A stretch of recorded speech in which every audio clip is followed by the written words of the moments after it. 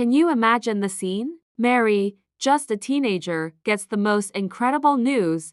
She's going to carry the Son of God. Overwhelmed, she rushes to see her older cousin, Elizabeth. As soon as Mary's voice echoes in the house, something miraculous happens. The baby in Elizabeth's womb, John the Baptist, leaps for joy. Elizabeth, filled with the Holy Spirit, cries out, "Blessed are you among women, and blessed is the fruit of your womb." This wasn't just a family reunion. It was a divine appointment. God's favor was overflowing, confirming His incredible plan through these two faithful women. God's favor isn't just for Bible stories. It's available for you today. He has a unique and beautiful plan for your life too. If you feel far from Him, it's never too late to turn back. He's waiting with open arms. Let's pray together and ask Him into our hearts. Subscribe for more stories of faith and hope.